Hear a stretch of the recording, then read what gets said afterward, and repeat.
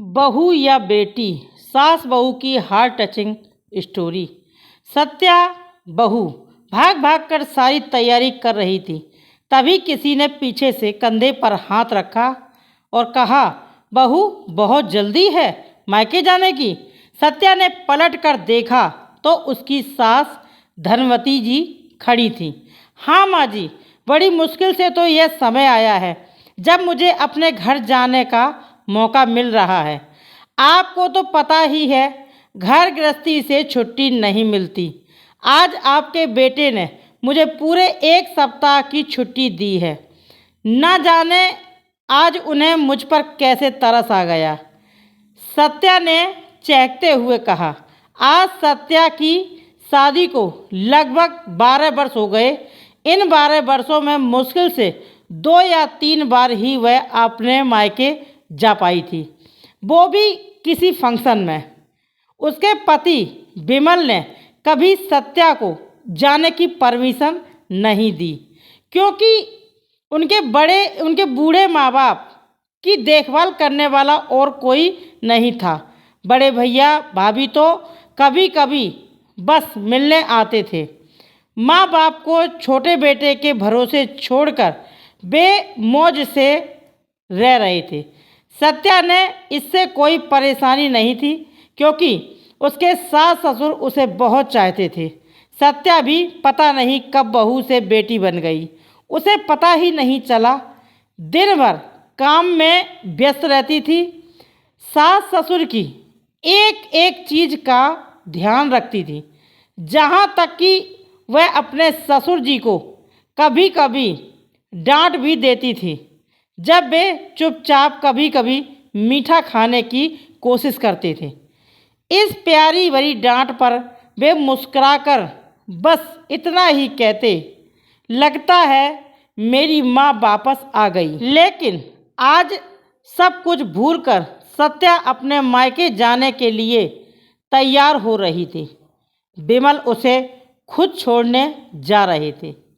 जाते समय सत्या ने अपने सास ससुर के पैर छूते हुए कहा, पापा जी आप परहेज से रहना और मीठा तो बिल्कुल मत खाना। मम्मी जी मैंने मेड को बोल दिया है, वो आप दोनों को समय पर दवाई देंगी। आप अक्सर दवाई लेना भूल जाती हैं। जब मैं वापस आऊं तो आप दोनों ऐसे ही स्वस्थ मिलने चाहिए। लेकिन बाबूलाल जी और धनवती जी दोनों के चेहरे उदास थे। इस उदासी का कारण सत्या भी नहीं समझ पाई। उसे लगा जैसे वे उसके जाने से दुखी हैं। सत्या उनका आशीर्वाद लेकर जल्दी से गाड़ी में बैठकर चली गई। उसके जाने के बाद बाबूलाल जी ने धनवंती से कहा, चल अब मेरा भी सामान पैक कर दे, शायद तेरा मेरा साथ यहीं तक का था। धनवंती ने कहा, ऐसा मत कहिए, मैं भी आपके साथ चलती हूँ, नहीं तो हम दोनों किसी वृद्धा आश्रम में रहने चलते हैं। बाबूलाल जी ने अपने दर्द को संभालते हुए कहा, नहीं धनवंती, तू भी यहाँ नहीं रहेगी तो सत्या परेशान हो जाएगी, मैं ही चला जाता हूँ। कुछ दिन से उनके बड़े बेटे सुरेश और विमल में बहस चल रही थी। विमल चाहता था कि माँ बाप की जिम्मेदारी वे भी उठाएं, लेकिन सुरेश नहीं मान रहा था। तभी दोनों मिलकर समझौता किया कि पापा को सुरेश रख लेगा और माँ को विमल। लेकिन सत्या के रहते ये संभव नहीं था, इसलिए विमल ने बहाने से सत्या को उसके मायके भेजा था। अगले ही दिन सुरेश अपने पिता को लेने आ गया। धनवंती जी का रो रो कर बुरा हाल था। दुखी मन से बाबूलाल जी सुरेश के साथ चले गए। धनवंती जी को लगने लगा जैसे उनकी जिंदगी का मकसद खत्म हो गया है। वे चुपचाप अपना कमरा बंद करके बैठी रहती थी, ना खाने की सुध न दवाई की। उधर यही हाल बाबूलाल जी का था। एक दिन विमल ने सत्या को फ़ोन किया, सत्या मम्मी की तबीयत ठीक नहीं है, तुम जल्दी से आ जाओ, उन्हें अस्पताल में एडमिट किया है। सत्या जल्दी से अस्पताल पहुंची। माँ जी, क्या हो गया आपको? डॉक्टर साहब, ये तो अच्छी भली थी, इन्होंने खाना पानी छोड़ दिया था, जहाँ तक कि दवाई भी नहीं ली है। करीब 3 दिन से कुछ नहीं खाया है। डॉक्टर की बात सुनकर सत्या माँ जी की ओर देखकर बोली, क्या हुआ? माँ जी, ये सब क्या है? कोई बात हुई है? मुझे बताइए। बस बेटी, तू कब बहू से बेटी बन गई पता नहीं चला। तूने हमारा बहुत ध्यान रखा है। बस एक उपकार कर दे, अपने ससुर का ध्यान रखना। मेरे बाद वो अकेले हो जाएंगे। मैं उनकी जिम्मेदारी तुझे सौंप कर जाना चाहती थी, इसीलिए मैं जिंदा हूँ। सत्या उससे पहले कुछ समझ पाती, धनवंती जी की गर्दन एक ओर लुढ़क गई। सत्या और विमल जब माँ को लेकर घर पहुँचे तो देखा बाबूजी सुरेश की गाड़ी से उतर रहे थे। सत्या सब समझ गई। उसने गुस्से से अपने पति विमल को देखा और बोली, जो पाप आपने किया है उसका प्रायश्चित तो मैं भी नहीं कर सकती। इतना बड़ा धोखा, मुझसे और अपने माता पिता से इतनी नफरत। हे भगवान, अब हमें कौन बचाएगा? माँ का तो आपने दिल दुखाया है, उसका प्रायश्चित करने के लिए आपको न जाने कितने जन्म लेने होंगे। विमल बस फूट फूट कर रो रहा था। मुझे क्या पता था ये सब हो जाएगा। इधर बाबूलाल जी गुमसुम से बैठे थे। वो ना रो रहे थे, ना किसी से बात कर रहे थे।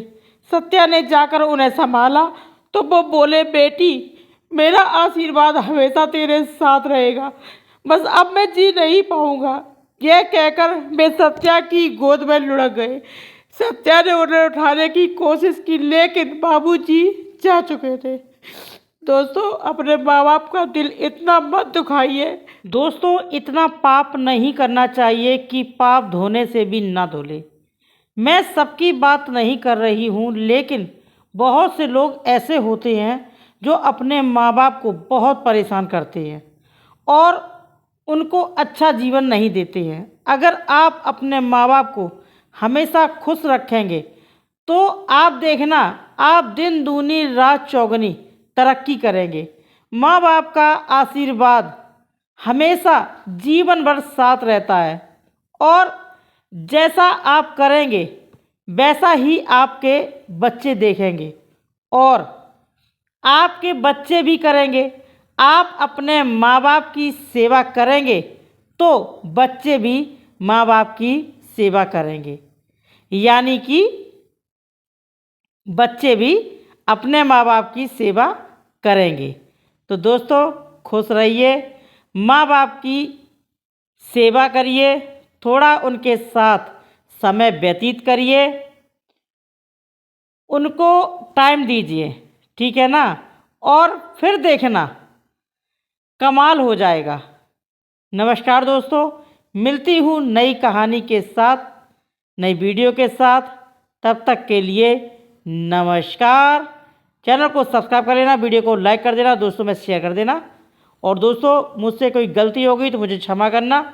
मैं थोड़ा सा इस वीडियो में, यानी कि इस कहानी को पढ़ने में थोड़ा सा इमोशनल हो गई, क्योंकि मेरे माँ बाप इस दुनिया में नहीं है। इसलिए मैं अपने माँ बाप की कीमत को समझती हूँ, क्योंकि माँ बाप नहीं होते तो दुनिया धरती में कुछ नहीं होता, बिल्कुल अच्छा भी नहीं लगता है, ठीक है?